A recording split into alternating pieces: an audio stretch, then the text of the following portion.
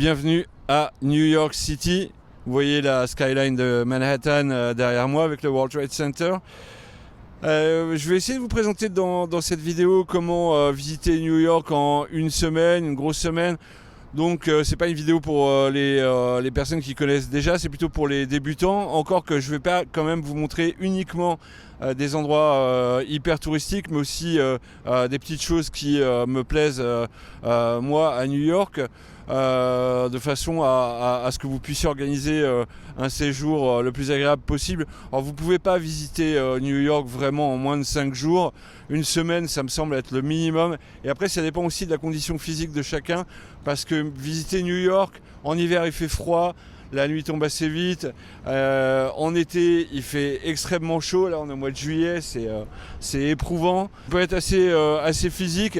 Je pense quand même le premier bon conseil qu'on peut donner avant de visiter New York, c'est d'étudier les modes de transport. Donc soit vous payez des taxis ou des Uber ou des voituriers, ou bien vous prenez des transports en commun, c'est-à-dire les métros et bus. Si vous n'avez pas l'habitude des itinéraires, des cartes Google, je vous conseille vivement de les étudier parce que ça vous permet en 3 clics, Google vous dit exactement s'il faut prendre un bus, s'il faut prendre un métro, en fonction la manière dont vous pouvez vous rendre le plus vite possible à votre point de destination.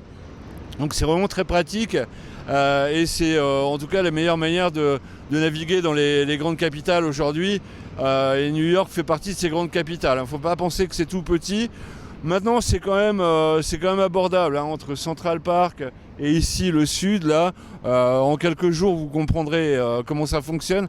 Déjà parce que l'île de Manhattan n'est pas très très grande. Donc votre séjour il sera surtout sur l'île de Manhattan. Bon, je dis ça là actuellement. Comme Manhattan est derrière moi, ça veut dire que je n'y suis pas, donc je suis à Brooklyn. Je pense que voilà, vous visiterez Manhattan, vous visiterez un petit peu Brooklyn, mais si vous n'avez pas plus d'une semaine, vous serez limité à ces quartiers-là. Quoi d'autre comme bon conseil? New York c'est assez cher par rapport au reste des États-Unis. Moi par exemple j'habite en Floride. New York c'est beaucoup plus cher que Miami, donc il faut un budget. Et voilà, et puis les autres conseils je vais vous les dispendier durant le reste de la vidéo, donc j'espère que vous allez l'apprécier. Vous n'oubliez pas de nous mettre des pouces bleus et de vous abonner à notre chaîne YouTube, c'est important. Et voilà, bon voyage à New York.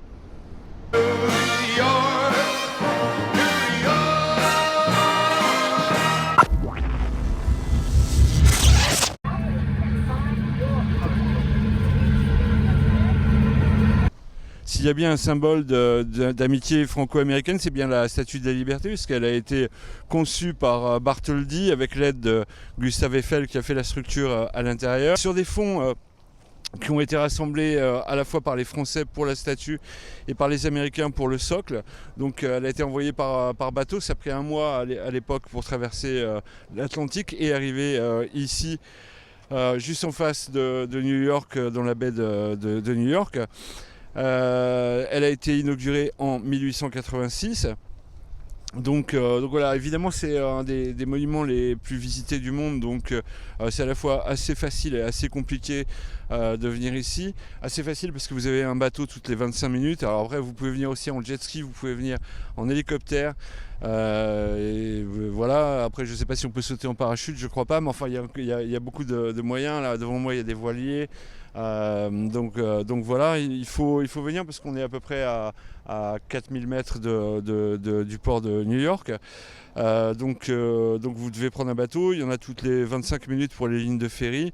Là où c'est compliqué, c'est qu'il vaut mieux réserver longtemps à l'avance pour avoir les ferries. Ils ne sont pas très très chers, quelques petites dizaines de dollars. En revanche, la statue est gratuite, donc quand elle est ouverte, parce que après le 11 septembre 2001, elle a été fermée pendant 3 ans. Durant la pandémie de Covid, elle a été fermée aussi. Donc faut vérifier que ce soit ouvert, mais sinon voilà. Alors après les billets sont séparés. Vous achetez le billet de croisière et après il vous faut aussi un billet pour visiter la statue. Donc le mieux c'est de le prendre quand même au minimum 2 jours avant, mais vous pouvez avoir des déconvenus si vous faites ça. Donc le mieux c'est de bien organiser son voyage pour avoir les billets. De toute façon à New York c'est un petit peu comme ça partout. Il vaut mieux s'y prévoir longtemps à l'avance et avoir un très bon timing de visite. Mais sinon voilà, donc quand vous êtes sur la Liberty Island, c'est le nom de la Statue de la Liberté, il ne faut pas confondre avec Ellis Island qui est une autre île qu'on visite généralement en même temps, on va vous en parler après. Mais voilà, donc ici vous avez la statue bien évidemment, et puis vous avez aussi un musée derrière dans lequel vous avez des films qui racontent l'histoire de la statue. Et puis qui expose des pièces du cabinet de Bartholdi, des esquisses de la statue et des travaux qu'il a réalisés avant de pouvoir embarquer les caisses vers l'Amérique. Donc voilà, bon, y a un autre point quand même qu'il faut mentionner, c'est que la croisière en elle-même, avec la vue sur Manhattan, c'est quelque chose d'absolument incroyable. C'est immanquable, même si vous vous intéressez pas aux statues, faire la croisière pour voir la skyline de New York de l'extérieur, c'est quelque chose d'incontournable à New York, donc je vous conseille vraiment vivement de le faire. Même en arrivant comme ça, vous avez vraiment un aperçu global sur New York, l'Hudson River, le New Jersey de l'autre côté. C'est quelque chose, hein.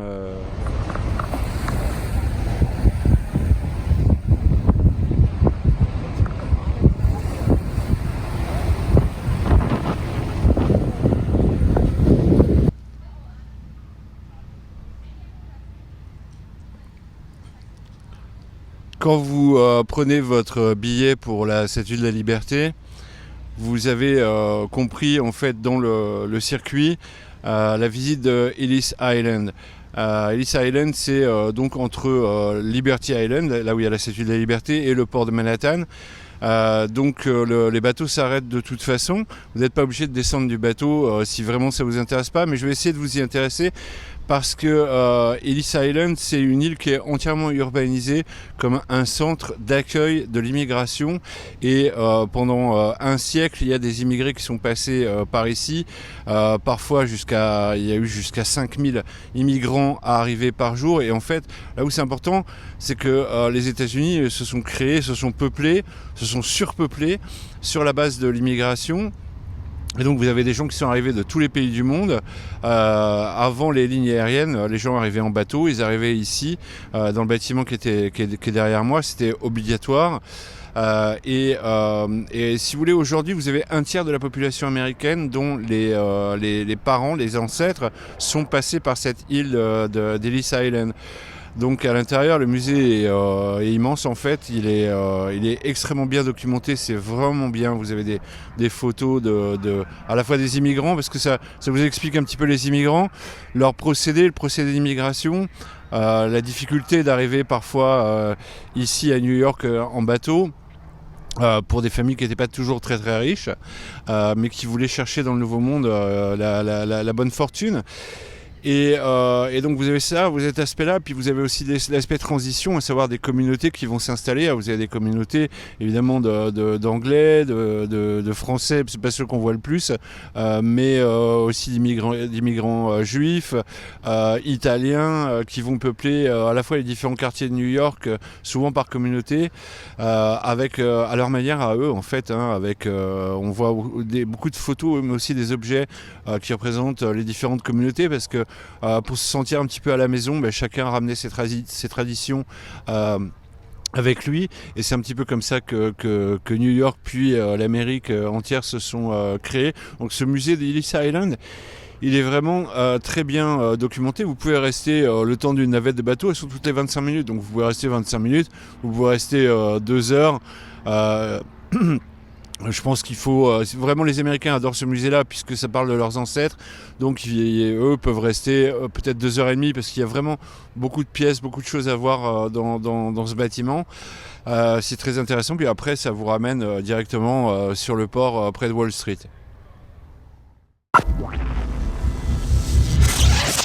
Ici, on est au bord de la baie de l'Hudson, la baie de New York, avec les départs de vers la Statue de la Liberté juste à côté.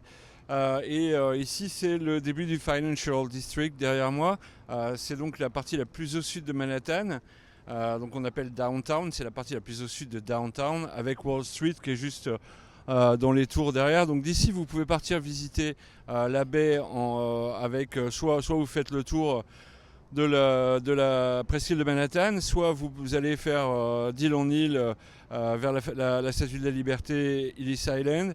Vous pouvez visiter Wall Street juste derrière en même temps et remonter jusqu'au World Trade Center qu'on ne voit pas là mais qui est juste derrière. Donc on va vous emmener en promenade par là-bas.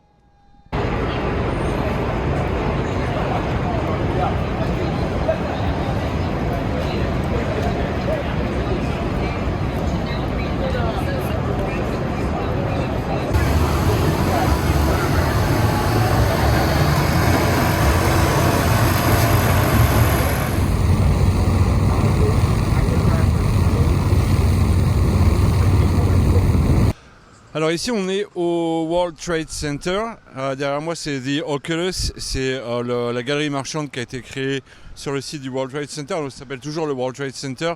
Juste devant moi on a l'immense tour qui a été créé World Trade Center 1, je crois que c'est à la place du building numéro 6 qu'il y avait avant, donc c'est le site du World Trade Center qui a été complètement détruit le 11 septembre 2001, il ne restait rien.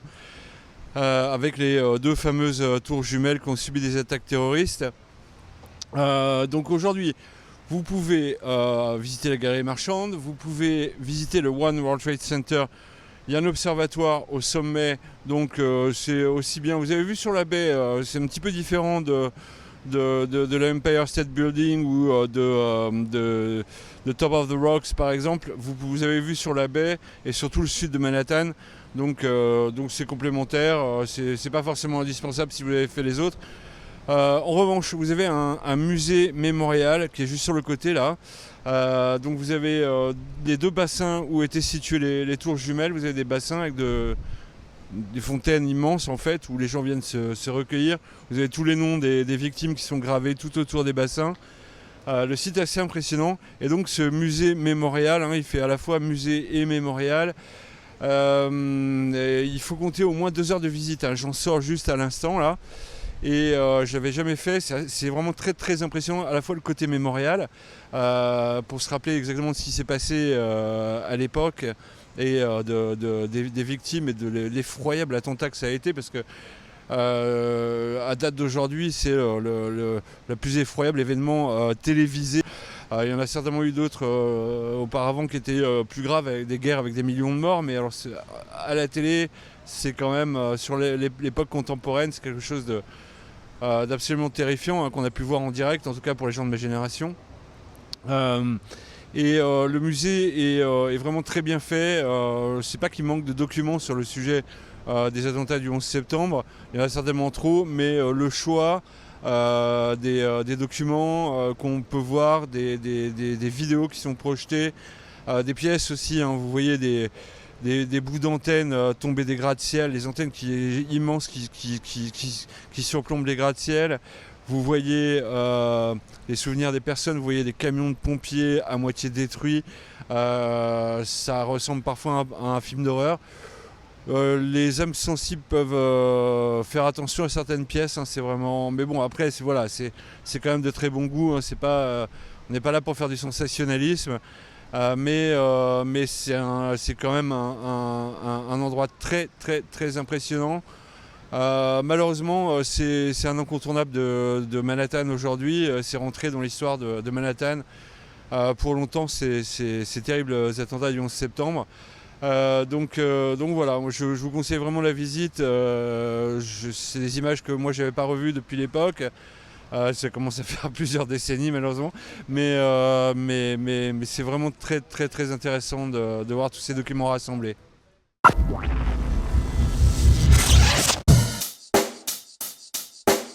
Check the mic and make sure it sound right, boys.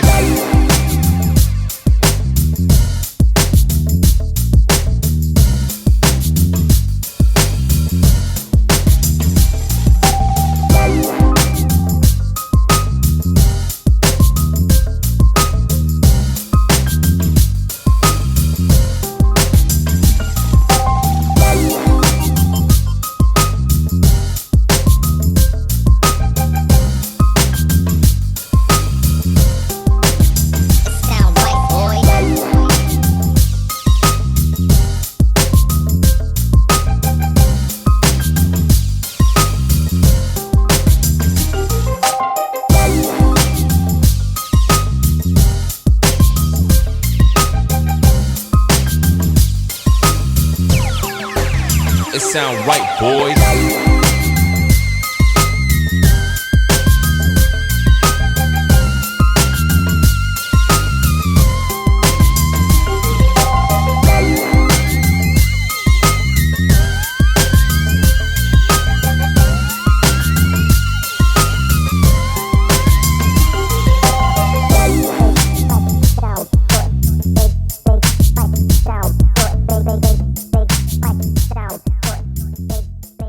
Les meilleurs sandwichs au pastrami sont à Katz, à New York.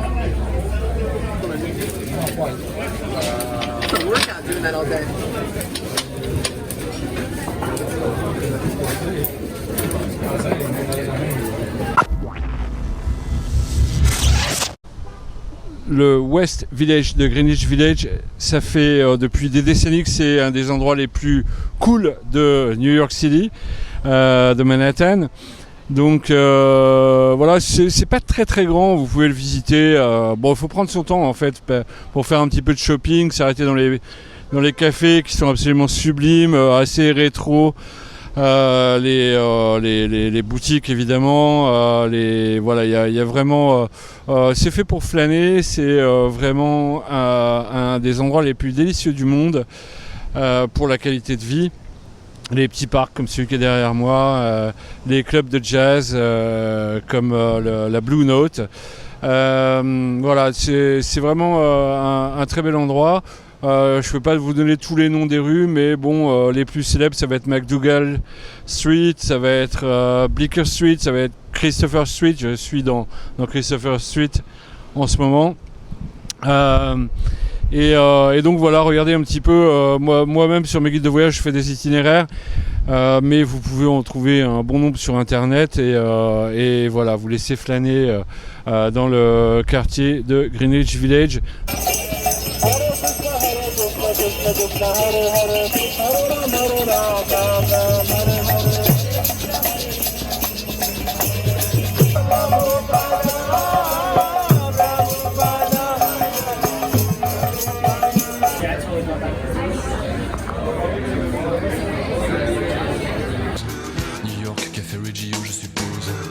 Si vous passez par Greenwich Village, je vous conseille le cidre glacé au Café Reggio.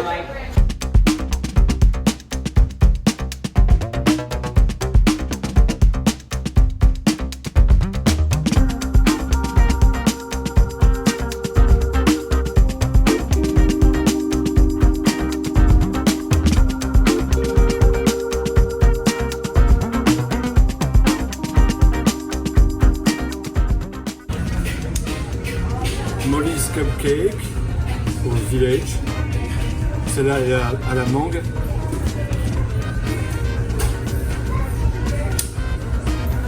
Absolument incroyable.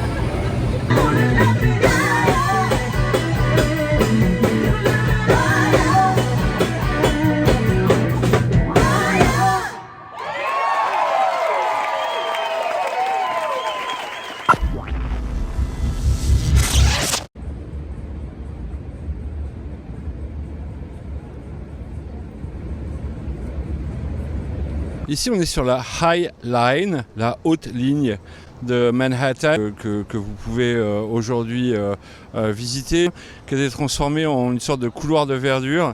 Donc ça vous permet d'avoir une très très belle vue sur toutes les rues alentours. Donc ça traverse le quartier de Chelsea. Ça commence au niveau de Hudson Yard. Donc vous avez un monument qui s'appelle The Vessel. Assez facile à trouver, de toute façon on va vous montrer tout ça.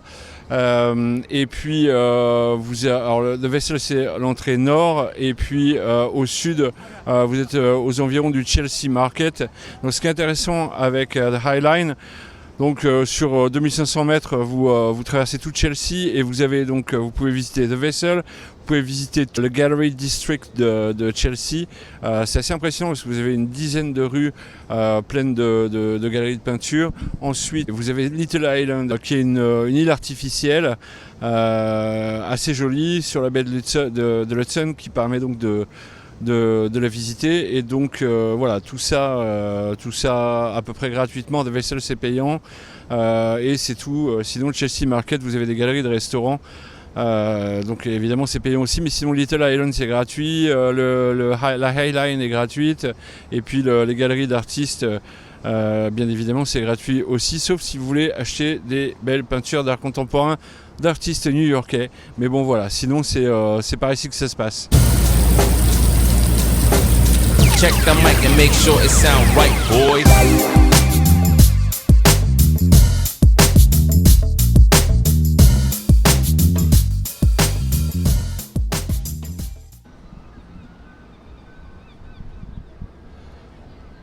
Le bâtiment derrière moi s'appelle Vessel. Je prends un petit peu l'accent américain parce que si on l'écrit Vessel, les Français pourraient penser que c'est autre chose. Ça y ressemble peut-être un petit peu d'ailleurs. C'est joli, c'est tout cuivré. Vessel, c'est un bâtiment qui a été construit dans un ensemble qui s'appelle Hudson Yards, ici sur Manhattan, à peu près dans le centre. C'est sur la 34e en fait, 34e avenue, pas très loin de la baie de l'Hudson, donc à l'ouest de Manhattan.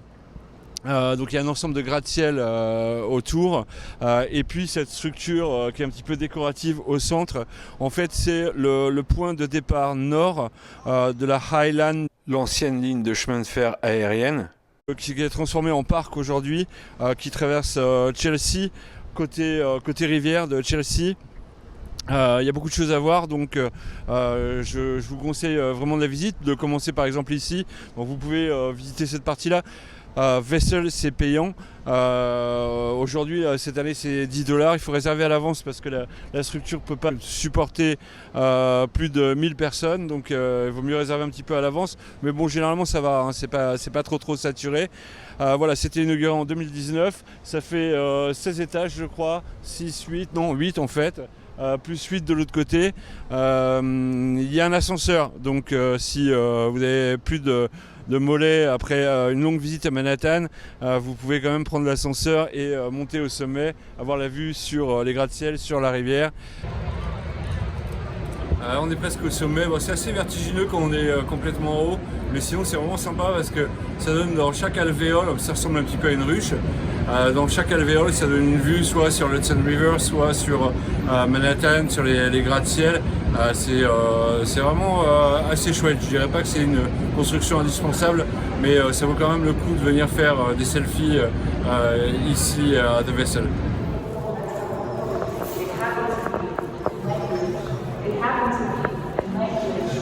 Close your eyes and language, it happens to be in language, rest, as it happens to be an ongoing practice in language. So rest, when you allow yourself space to rest, flowers at a minimum when you rest, flowers at a minimum when you rest, when you allow affirmation and truth and rest. Le Gallery District de New York, là il y a toutes les galeries d'art, donc il est dans le quartier de Chelsea.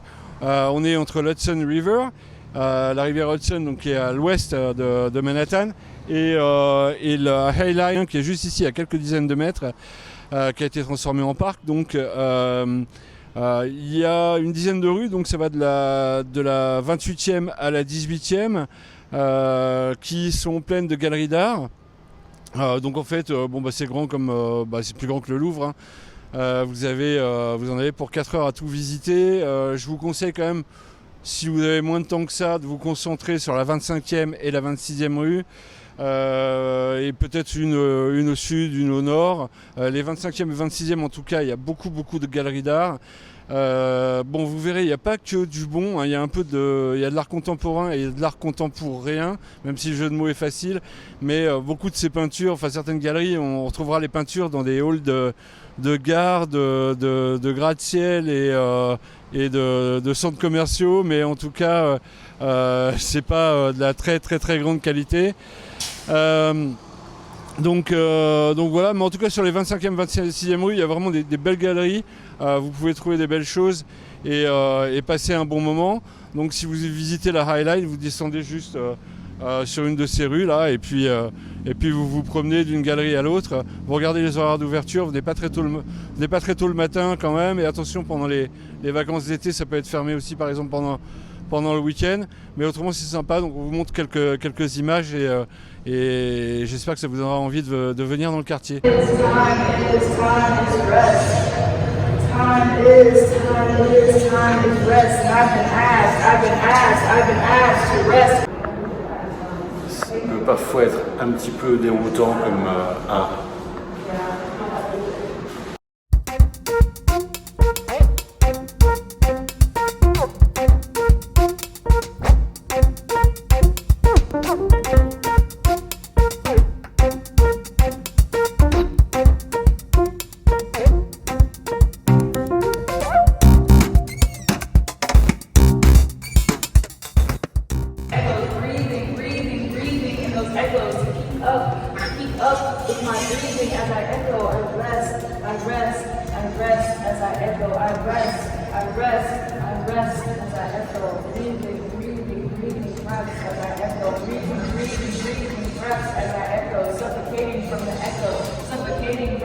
I'm suffocating from the echo. Can you feel it? Can you feel it? I'm suffocating from the echo, suffocating from intentions. I felt the wind. I felt the wind.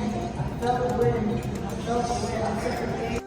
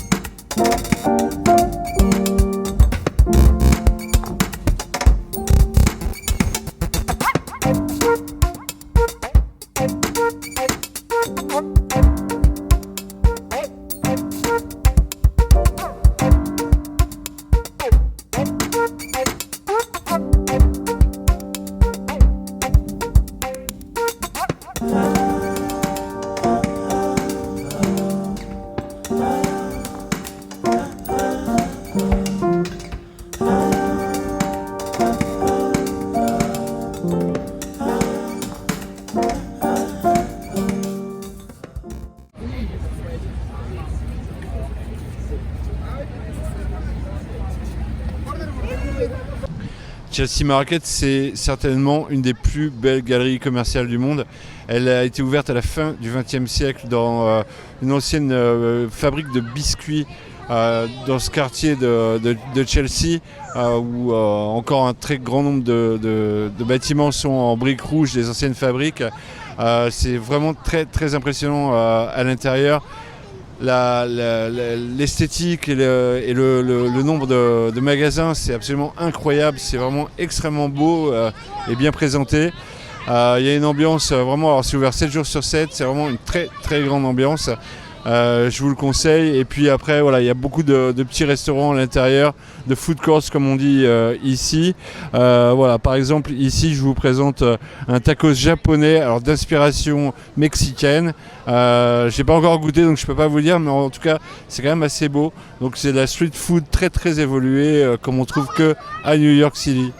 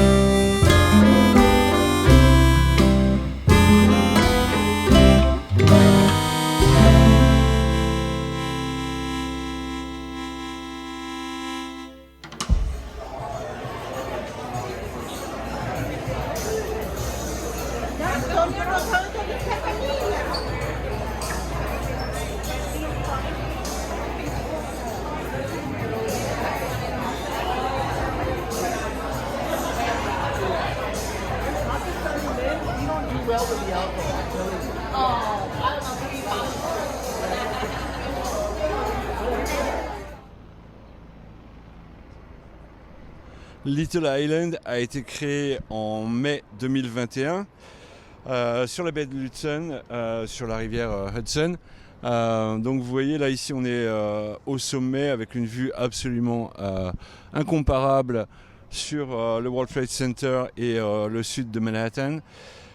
Donc Little Island, bon, c'est juste un endroit assez agréable pour se promener, c'est un petit peu un gadget. En fait ce qui s'est passé c'est que le Pier 55, la jetée numéro 55 a été détruite par un ouragan dans les années 2010 et le conseil municipal de New York s'est posé la question de que faire de cette jetée détruite. Ils ont décidé d'en faire un parc à la place et donc voilà, il a été créé donc sur différents niveaux. Il est soutenu par plus de 130 piliers, plateformes qui plongent dans la rivière Hudson.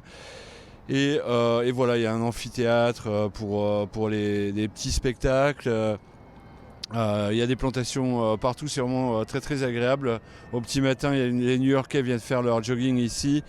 Donc on est dans le quartier de Chelsea et on est tout près de la High Line avec le quartier des artistes juste à côté, qu'on appelle le Gallery District. Et donc le long de la High Line, il y a tout un tas de choses à visiter.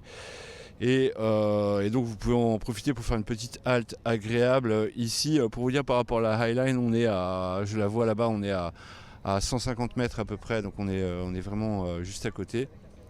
Et donc voilà, vous pouvez venir vous rafraîchir un petit peu ici dans la verdure après avoir vécu l'enfer de béton de Manhattan.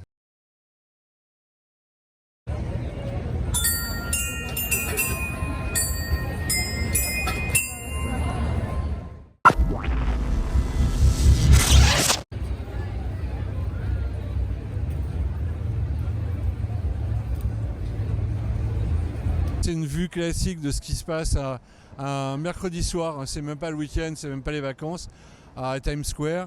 C'est toujours assez impressionnant. L'ambiance est comme ça une bonne partie de la nuit, là il doit être à peu près 22h30. Donc il y a tous les théâtres aux alentours, il y a une quarantaine de théâtres à Times Square, mais surtout en fait il y a des attractions absolument partout, les magasins, les restaurants. C'est vraiment le cœur de New York, en tout cas pour tout ce qui est spectacle et tourisme bien entendu. Tous les gens qui sont derrière moi, il n'y a pas beaucoup de New-Yorkais, il y a surtout beaucoup de touristes, mais c'est quand même un endroit qui est extrêmement impressionnant depuis le début des années 90. Avant c'était un petit peu un coup de gorge, il suffit de regarder le film Taxi Driver. Mais aujourd'hui c'est vraiment spectaculaire et c'est un incontournable pour commencer une visite du cœur de New York. Come to Christ, turn to Jesus, seek Jesus, accept Jesus Christ as the Son of God. He that overcomes, who is it that overcomes the world but he that believes that Jesus Christ is the Son of God? 1 John 5:5, look to Christ, call on the Lord where you may be found.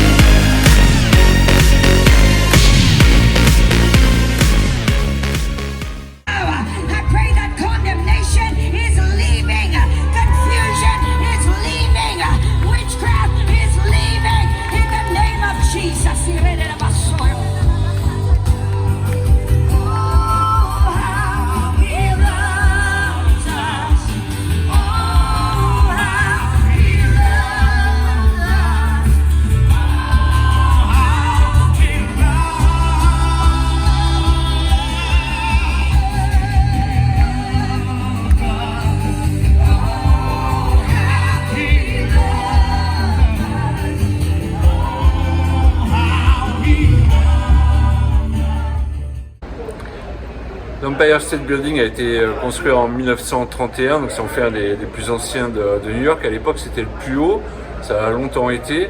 Là, ici, on est à l'intérieur, donc pour faire la visite, il faut compter à peu près 1 heure à l'intérieur, on va dire 40 minutes de visite de l'intérieur du building. À savoir, ce sont des expositions, c'est vraiment très bien fait, à la fois sur l'aspect construction du building, sur des documents d'époque aussi. Vous pouvez voir des petites vidéos d'époque, comment vivaient les gens à Manhattan à cette époque-là, différents métiers. Et puis bien sûr aussi il y a tout l'aspect cinématographique. Il y a une salle avec des films diffusés, des affiches qui retranscrivent un panorama de tout ce que le cinéma a pu montrer de l'Empire State Building. Quand vous êtes au sommet, donc la vue est absolument magistrale. Donc il y a des gens qui ont un petit peu peur, donc il n'y a vraiment pas du tout à avoir peur du vide. Il y a un premier étage où vous êtes complètement à l'intérieur du building, derrière des vitres, donc vous pouvez tranquillement tout voir. Les enfants, ça fait peur à personne. Et puis après, au 86e étage, vous pouvez sortir et là, vous avez des grillages. Vous pouvez pas, il n'y a absolument aucun risque. Ça peut quand même faire un petit peu peur quand on est à l'extérieur, bien entendu, mais ça se gère très bien. Donc voilà. Il y a encore un étage au niveau de l'antenne, encore plus haut. Donc voilà, il y en a à peu près pour tous les goûts. Je trouve que c'est vraiment très bien.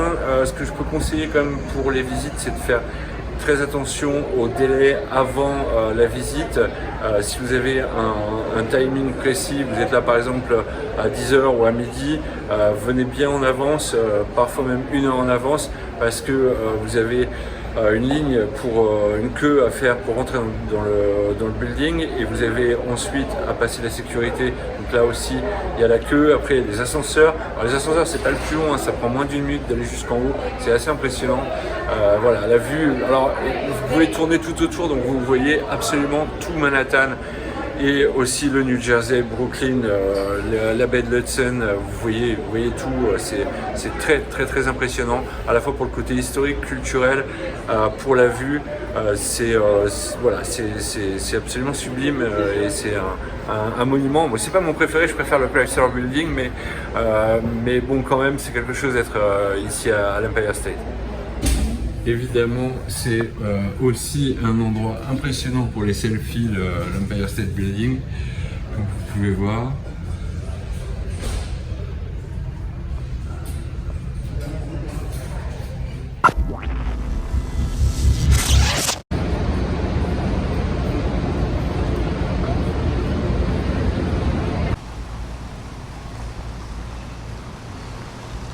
Ici, on est à l'une des fontaines de la librairie publique, la Public Library de New York.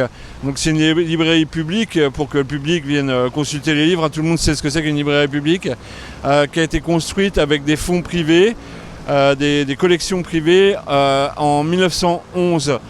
Et donc la liberté d'apprendre, la liberté de la presse, la liberté de la connaissance étant fondamentale ici, vraiment le bâtiment a été conçu de manière absolument incroyable, luxueuse, c'est super beau, c'est vraiment à voir. Vous avez des fresques partout, n'hésitez pas à faire les visites guidées, elles sont gratuites, et c'est tout le quartier. Alors juste derrière la librairie, il y a le Bryant Park, qui est certainement un des plus beaux petits parcs de Manhattan. C'est vraiment très très beau, n'hésitez pas à aller prendre un café. Et sous ce parc sont stockés des millions et des millions de livres qui partent en petit train. Quand vous les commandez à la librairie publique, il y a un petit train qui les amène au lecteur dans ces pièces absolument magnifiques. Il y a des systèmes de pneumatiques aussi qui sont incroyables à l'intérieur. Enfin, voilà, je vous encourage vraiment à vous arrêter ici. Si vous visitez Midtown, c'est près de l'Empire State Building et sur la 5e avenue.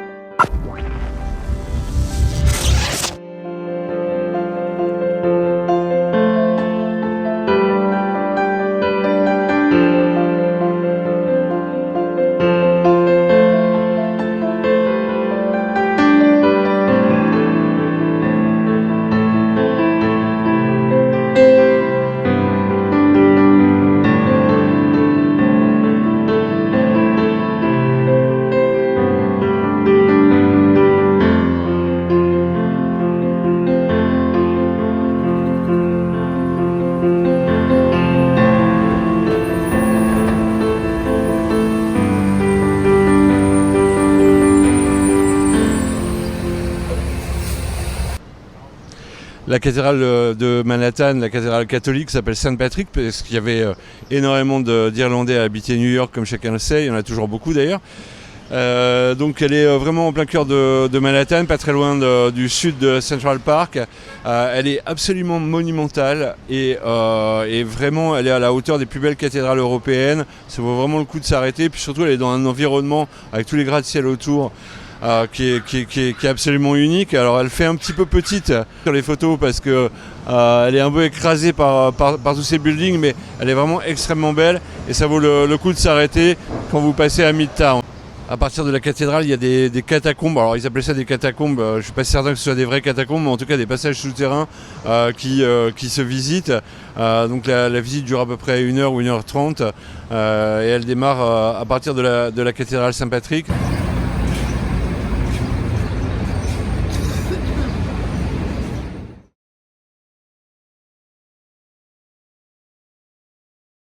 Pour la vue sur Manhattan, il y a une alternative qui est assez sympathique à l'Empire State Building. Vous avez l'Empire State Building derrière moi et justement c'est pas possible de le voir si vous êtes à l'intérieur. Donc si vous venez ici à Top of the Rock, c'est beaucoup plus simple d'avoir cette belle vue.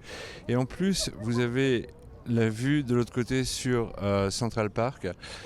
Et vous ne l'avez pas quand vous êtes dans l'Empire State Building. C'est vraiment bien de venir ici à Top of the Rock. Donc c'est le sommet du Rockefeller Center sur la 5e avenue.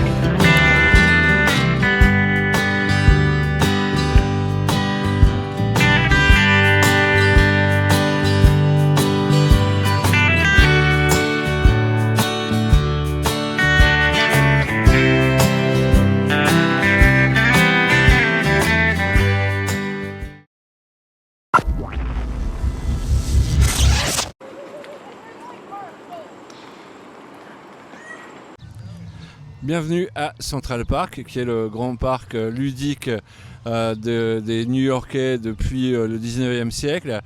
Donc il s'étale sur tout le centre de Manhattan. Vous pouvez le visiter à peu près en 2 heures. Hein. Je fais souvent des itinéraires qui vont à peu près du zoo de Central Park et vous pouvez traverser le parc en diagonale vers le musée d'histoire naturelle de New York. Donc en 2 heures de temps à peu près, vous pouvez traverser le parc si vous n'avez pas beaucoup de temps. Mais par contre, il y a beaucoup de choses à voir à l'intérieur, les bords de rivière, à faire des photos, des animaux, des gens qui font de la barque, des amoureux sur les bancs publics, de toutes les animations que vous pouvez voir dans le parc. Parce qu'il y a des animations de rue absolument incroyables.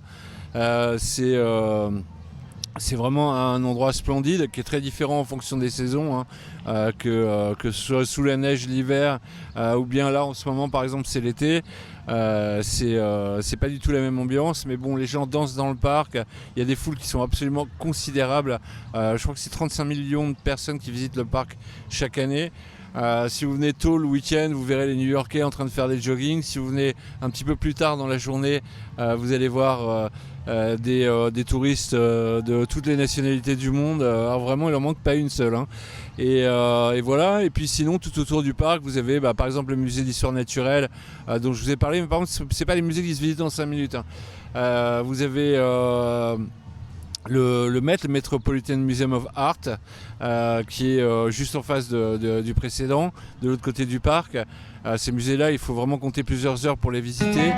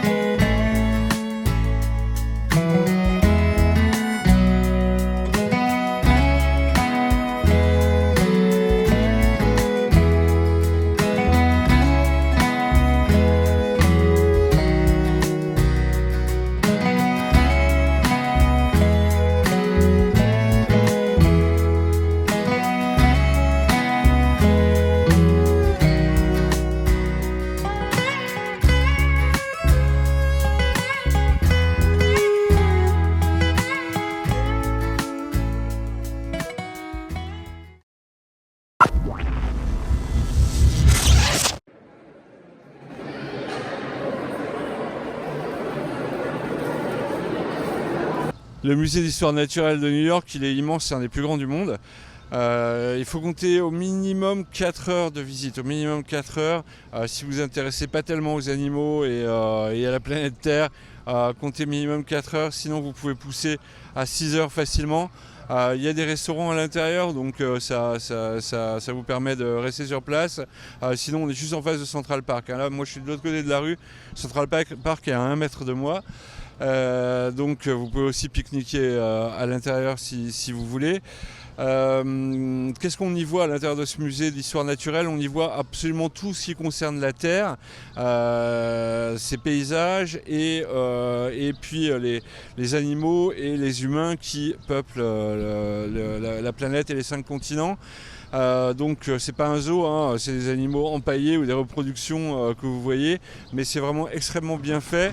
C'est un musée ancien, donc ils sont vraiment assez expérimentés, vous avez beaucoup de choses, c'est très ludique, fascinant pour les enfants. Qu'est-ce qui m'a plu moi? Alors il y a beaucoup de choses sur les États-Unis quand même, évidemment, que vous ne verrez pas dans un autre musée d'histoire naturelle comme à Paris par exemple. Vous avez beaucoup plus de pièces sur les animaux américains, les paysages américains, ce qu'ils appellent les Indiens. Donc ça c'est vraiment assez fascinant aussi. C'est-à-dire les peuples autochtones, les premiers peuples qui peuplaient l'Amérique. Les objets d'art aussi d'Amérique centrale, d'Amérique du Sud, les Incas, les Aztèques, les Mayas, c'est extrêmement riche, c'est vraiment très bien organisé. Même, je vais vous dire, les masques africains, c'est à couper le souffle ce qu'on peut voir dans ce musée. Donc voilà, regardez, ça vaut le coup, c'est pas quelque chose de spécifiquement américain, mais vous trouvez beaucoup de choses américaines. Vous pouvez aussi y aller à la carte, hein, rester quelques 2 heures ou 3 heures pour aller voir simplement les pièces que vous souhaitez voir ou les expositions temporaires, parce qu'il y en a aussi. Là aujourd'hui par exemple il y en avait 4, donc voilà, regardez à l'avance. Mais franchement ça vaut le coup de le faire. On est à peu près au milieu de Central Park. De l'autre côté du parc vous avez le Met, le musée d'art.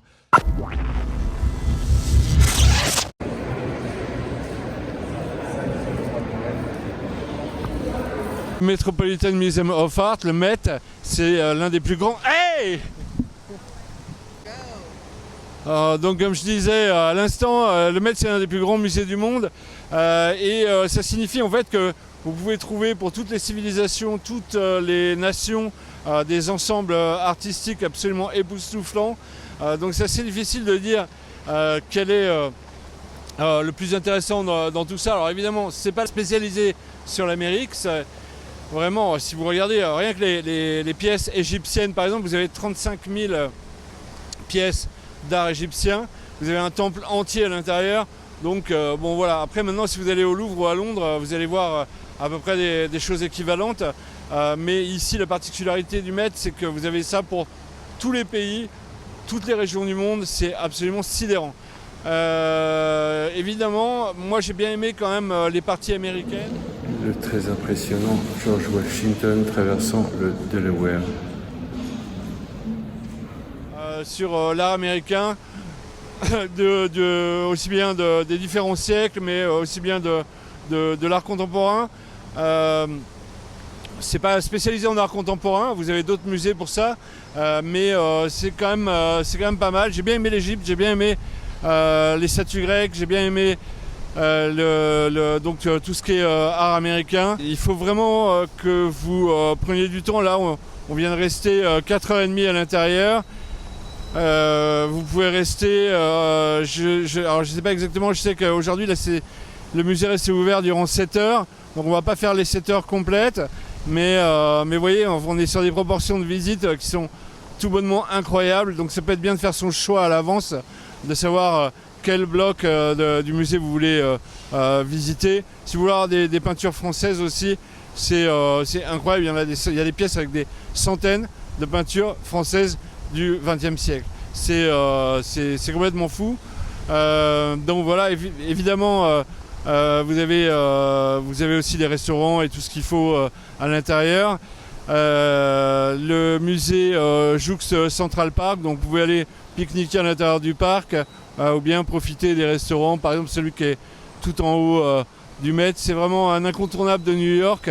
Voilà. Sinon, après, vous pouvez aussi aller visiter des musées spécialisés sur l'art contemporain, comme le MoMA, par exemple, le Museum of Contemporary Art of New York. Le Guggenheim aussi, qui est pas très loin, juste derrière là-bas. Le Whitney aussi. Voilà, il n'y a que l'embarras du choix. Donc, visitez le Met quand vous êtes de passage à New York.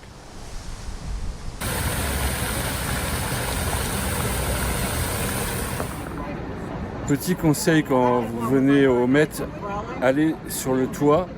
Il y a des jardins sur le toit du musée. Vous avez une vue sur Central Park et sur la skyline de Manhattan qui est absolument incroyable. Je vous laisse juger.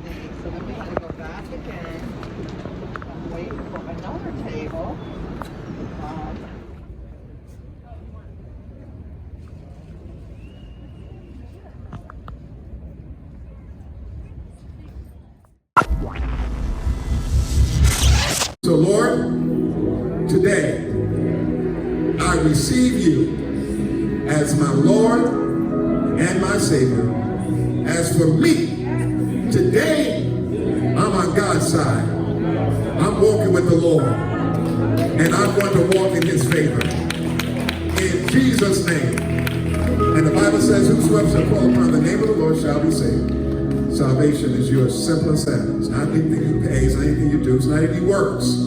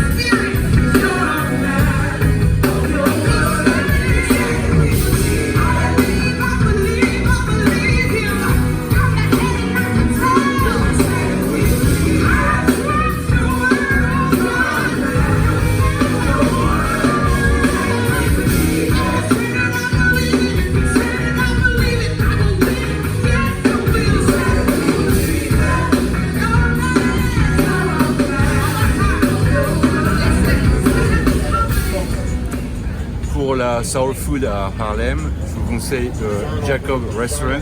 C'est vraiment un des endroits les plus fameux du quartier. Et c'est pas très cher.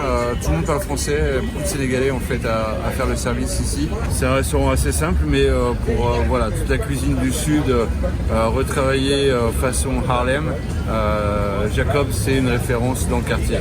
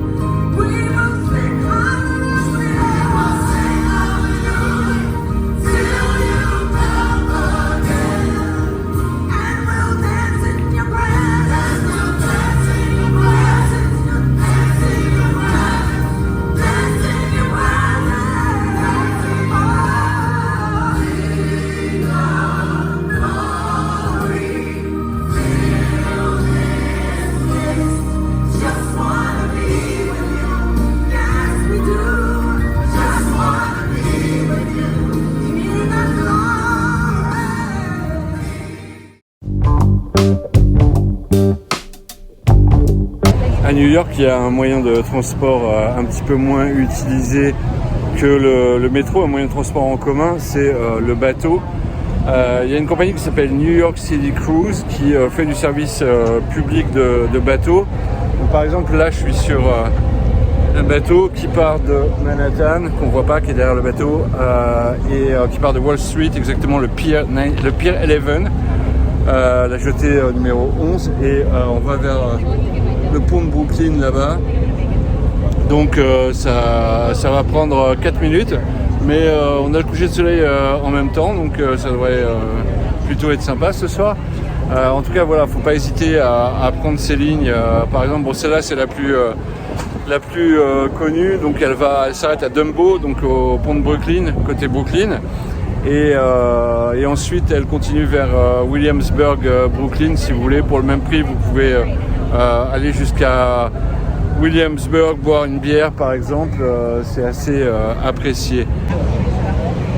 Et c'est pas juste un peu magnifique, c'est vraiment époustouflant la vue que vous pouvez avoir en prenant juste cette mini croisière pendant 4 minutes pour traverser la baie. Là on est en dessous du pont de Brooklyn et vous avez le pont de Manhattan juste derrière.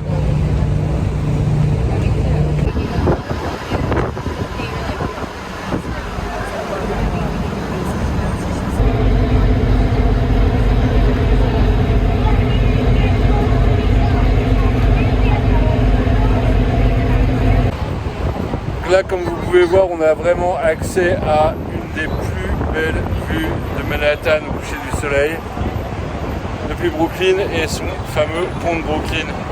On est près de la pile sud là, un peu de pollution parce que de chaque côté il y a les voitures, de l'autre côté on a le pont de Manhattan qui est pas mal non plus. Allez, on en profite encore un peu. Vous avez le World Trade Center qui est là.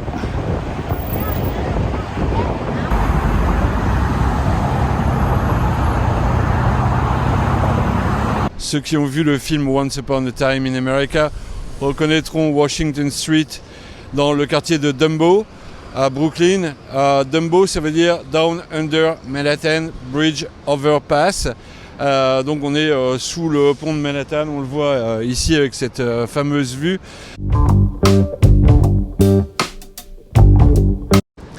Si vous n'avez qu'une journée ou 2 journées pour visiter Brooklyn, alors vous manquerez certainement le centre-ville, vous manquerez probablement les quartiers juifs, vous manquerez Prospect Park qui est un grand parc, l'équivalent de Central Park, mais à Brooklyn, donc avec un zoo, avec un jardin botanique. Dans ce cas-là, si vous avez peu de temps, moi je vous conseille, si vous venez en métro ou même si vous venez en taxi, d'aller jusqu'à High Street. Donc c'est le nom d'une station de métro. Et de là, vous êtes dans le quartier de Brooklyn Heights. Et vous pouvez le visiter soit en quelques dizaines de minutes, soit en quelques heures si vous aimez vraiment l'architecture. Alors vous avez vraiment tous les styles d'architecture dans le quartier, ça va du très très vieux jusqu'au beaucoup plus récent. Et c'est un quartier résidentiel qui est absolument magnifique. Il y en a d'autres, comme par exemple Carroll's Garden qui est un petit peu plus au sud, à genre 1 ou 2 stations de métro. Donc voilà. En tout cas, si vous allez sur High Street et cette partie de Brooklyn Heights, là vous pouvez redescendre très facilement en 2 minutes à pied dans le quartier de Dumbo.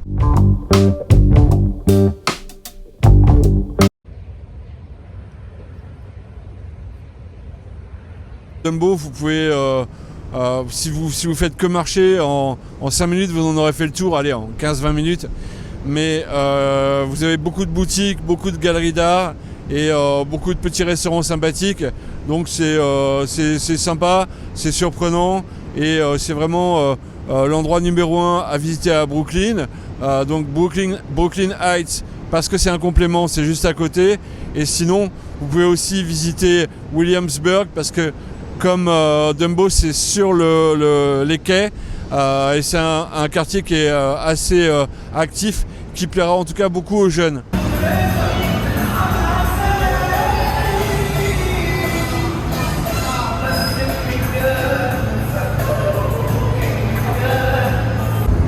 Vous pouvez le voir derrière moi, le quartier de Dumbo, ce sont des anciennes fabriques essentiellement parce que c'était au bord des quais. De l'autre côté, par rapport à Manhattan, de l'autre côté de la East River. Et donc c'est là qu'étaient confectionnés tous les vêtements et nourriture et tout ce qu'il faut pour l'île de Manhattan. Donc vous avez des dizaines et des dizaines d'entrepôts et d'usines en briques rouges qui ont été reconvertis en restaurants et en magasins. C'est vraiment très chouette.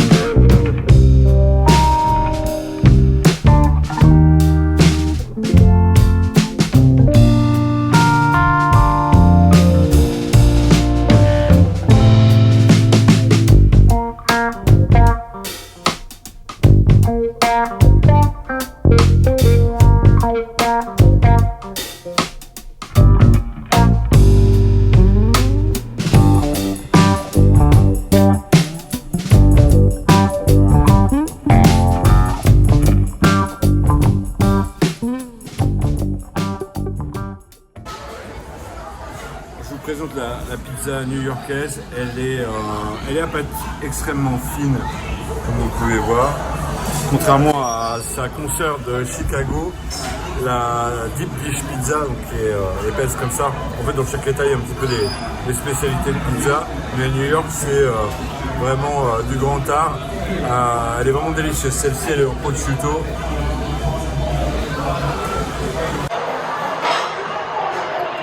Un egg cream, spécialité new-yorkaise.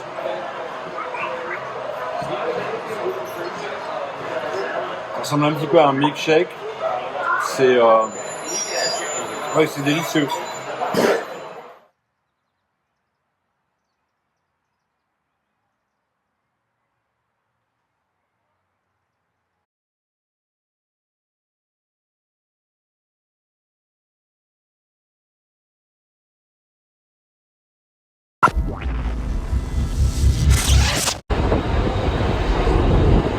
Cette fois, on prend le bateau pour Williamsburg. C'est les New York City Ferry également, la même compagnie qui va de Wall Street à Dumbo, Brooklyn, sur la East River.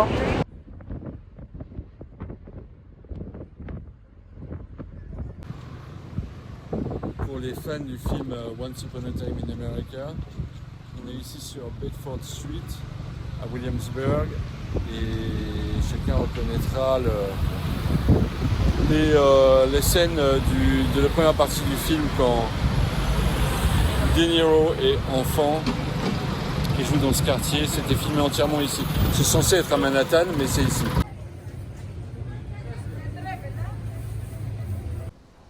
Ici, on est à Williamsburg, dans Brooklyn. Donc Williamsburg, c'est un petit quartier. On est à North Williamsburg exactement. Donc c'est un quartier qui depuis quelques années est devenu très branché, donc avec énormément de petites boutiques, de restaurants, tout relativement bon marché, en tout cas pour New York.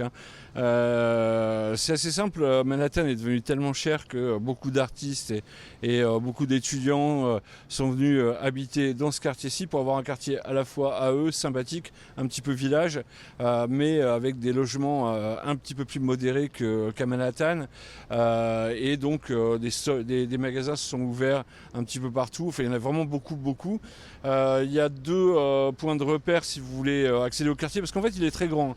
Ça va peut-être 6 km derrière moi, c'est toujours Williamsburg. Donc ici, on n'est vraiment pas très loin des quais de la East River. Le quartier, la partie intéressante du quartier, elle est entre Bedford Avenue et la East River. Et donc vous avez deux manières assez courantes de venir ici. Donc soit vous prenez le ferry, donc le New York City Ferry. Ça coûte 2,75 $ cette année, donc c'est vraiment pas du tout cher. C'est la plus belle croisière du monde pour 2,75 $, puisque vous avez la vue sur Manhattan et le pont de Brooklyn, le pont de Manhattan, c'est absolument magnifique. Et donc en fait, le ferry part de Wall Street et il va à Dumbo en premier, sous le pont de Brooklyn, et ensuite il vient ici. Donc le premier trajet met 5 minutes, le deuxième doit mettre 15 minutes à peu près. L'autre manière de venir à Williamsburg, c'est d'aller vers le métro. Le métro s'appelle Bedford Avenue, donc vous ne pouvez pas vous tromper. Une fois que vous êtes là, sur Bedford, 2000 mètres d'un côté du métro, 2000 mètres de l'autre côté du métro, vous êtes vraiment au cœur de tout ce que le quartier de Williamsburg a de plus intéressant. Il y a des friperies, des puces pour artistes, voilà, sur le week-end il y a des puces. Voilà, encore une fois, des restaurants, des boutiques absolument partout. Un quartier avec énormément de charme, de très vieux bâtiments. Donc c'est pas pour rien qu'il était une fois en Amérique, a été tourné ici. Il ne faut pas hésiter à sillonner les rues entre Bedford et la East River et vous découvrirez des dizaines et des dizaines de magasins sympathiques un petit peu partout. C'est vraiment bien, ça vaut le coup. Vous pouvez rester 1 heure, 2 heures, 3 heures, 3 jours. C'est un petit village et très sympathique à visiter. C'est un de mes endroits préférés à New York. Hey, what are you selling? We have fresh pasta, wood-fired pizza, and now we have liquor. Wow, beauty. Thank you so much. un nouveau test, c'est un véritable sacrifice pour vous, hein, ça. C'est une tarte aux 3 fruits qui ressemble un petit peu à un crumble.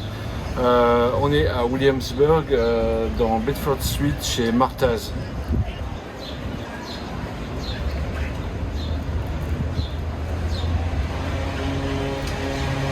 Elle est servie extrêmement fraîche. Petit bémol, c'est la cannelle qu'on trouve partout dans les desserts américains. C'est insupportable parce que ça domine le goût, mais sinon c'est quand même délicieux. Je vous le conseille.